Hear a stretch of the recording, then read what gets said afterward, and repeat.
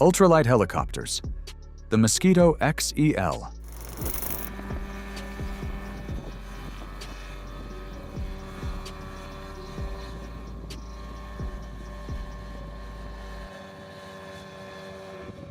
And just when you think you've seen it all, this is where it gets honestly unbelievable. A helicopter, not a toy, not a scaled-down model, a real vertical takeoff machine that you can fly without a license.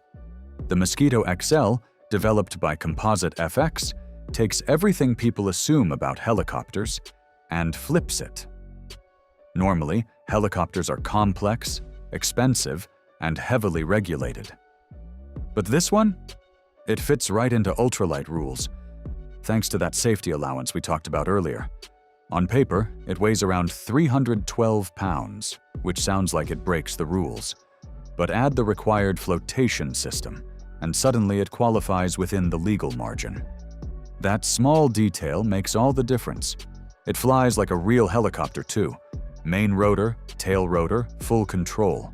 It cruises around 62 miles per hour and can stay airborne for about 45 minutes on a single tank. And the cost?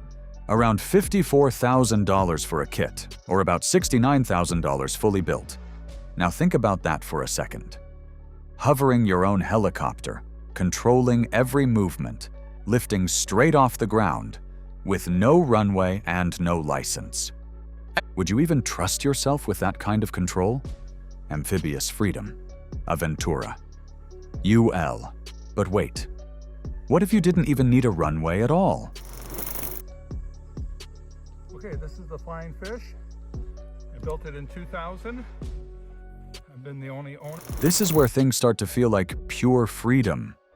The Aventura UL doesn't care about traditional limitations. Land, water, snow, grass, it handles all of it like it's nothing. And that's not an exaggeration. This aircraft is built like a boat underneath, with a fiberglass hull designed to glide across water.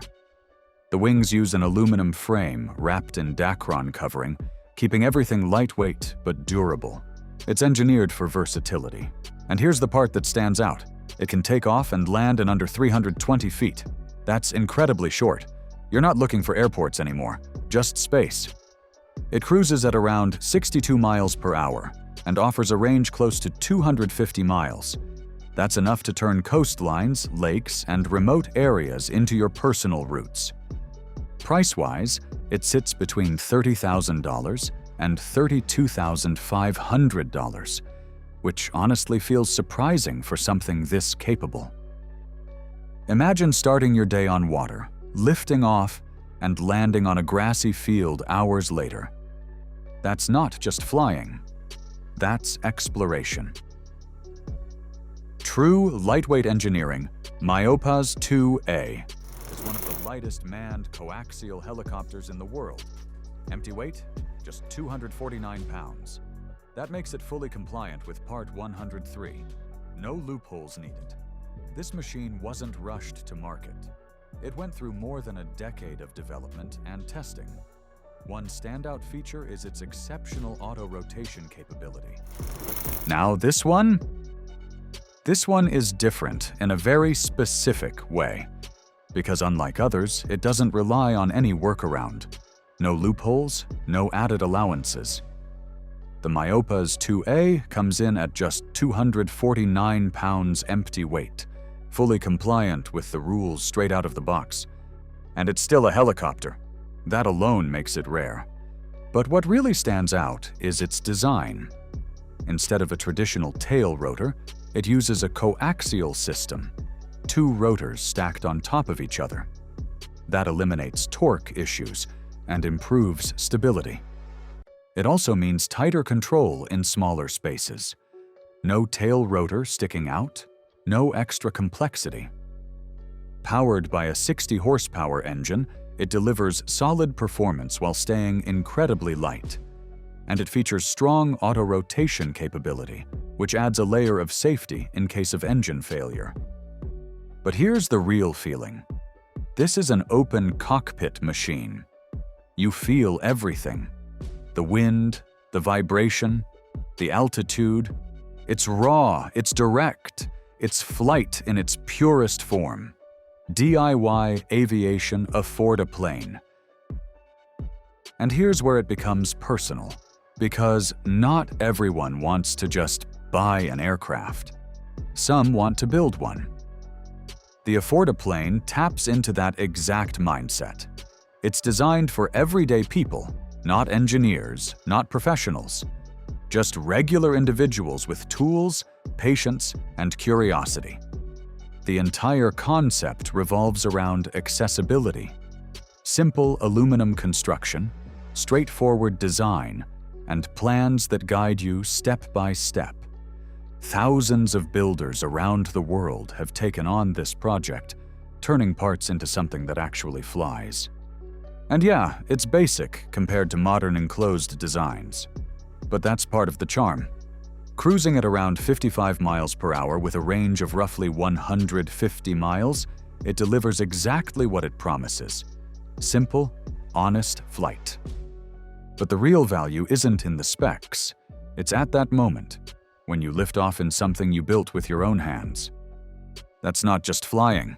That's something else entirely. Classic reliability, Kolb Firefly.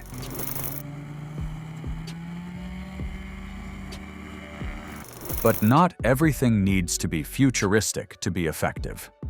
The Kolb Firefly proves that simple, well-tested designs still have a place in modern ultralight aviation. It's been around for decades, evolving slowly, refining what already worked instead of chasing trends.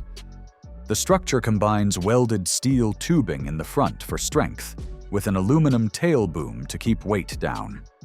The wings are built from aluminum tubing and covered in fabric, classic ultralight construction. And one feature stands out immediately: folding wings. That single detail makes storage and transport incredibly practical. No need for expensive hangars or dedicated space. It cruises around 60 miles per hour and typically runs on a 40-horsepower engine, delivering stable, predictable performance. But what really sets it apart is its reputation. Years of real-world flying, a strong safety record, and a community that trusts it. No flash, no gimmicks, just something that works, every single time. Long-range ultralights, Merlin Lite.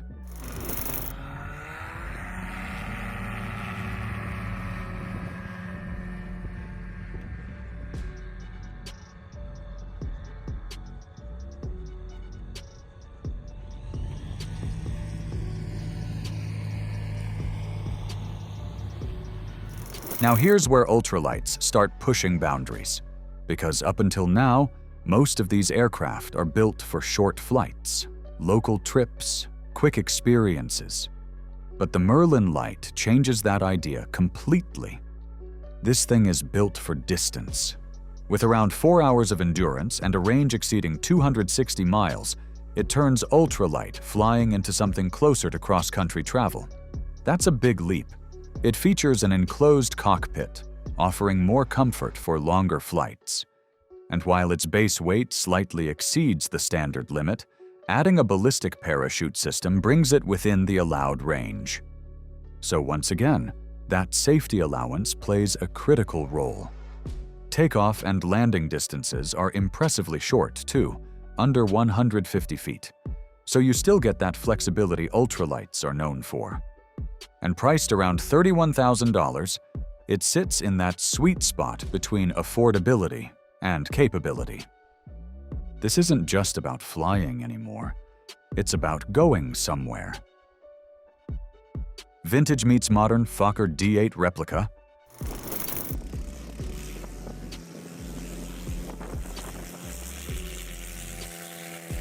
And just when everything feels modern and futuristic, this brings history back to life. The Fokker D8 Ultralight is a replica of a World War I fighter aircraft. The parasol wing, the narrow fuselage, the stance. It looks like it came straight out of 1918. But underneath that vintage design, it's built with modern materials: aluminum, rivets, reliable engineering. The ultralight version weighs around 253 pounds. keeping it within legal limits, and runs on a modest engine producing around 35 horsepower. Cruise speed sits close to 63 miles per hour. There's also a more powerful experimental version for those who want extra performance. But here's the part that catches people off guard: the price. A full kit can cost around $6,000. Owning something that looks like a WWI fighter suddenly doesn't feel out of reach. And let's be honest, there's something about flying a piece of history that just hits differently, beyond the US-European ultralight variations. Now step outside the United States, and things shift a bit. Different countries have their own rules, their own categories. In the UK, for example, aircraft like the Eurofly Snake fall under something called the Nanolight classification, where similar no-license concepts exist within certain limits. Then you've got aircraft like the Breezer B400 in Europe, more refined, often two-seaters, used for training and recreational flying. These typically fall into light sport categories instead of strict ultralight rules. What this shows is simple. This isn't just a US trend. The idea of making flight more accessible is spreading globally, just with slightly different boundaries. No license doesn't mean no responsibility. You're still alone in the sky, dealing with weather, decisions, and real risk. That's the trade-off. But that freedom is exactly why ultralights are exploding right now. They're cheaper, simpler, and more accessible than ever. Add modern tech and social media, and suddenly flying isn't a dream anymore. It's something real people are actually doing. Ultralights are redefining aviation, making flight more accessible than ever before. But with that freedom comes responsibility. Whether it's a helicopter, seaplane, or paraglider, these machines prove one thing. Humans don't just dream of flying anymore, they can actually do it, legally and affordably. So, what's your take on this? Would you fly one? Drop it in the comments, and if you enjoyed this, hit like and subscribe. There's a lot more coming.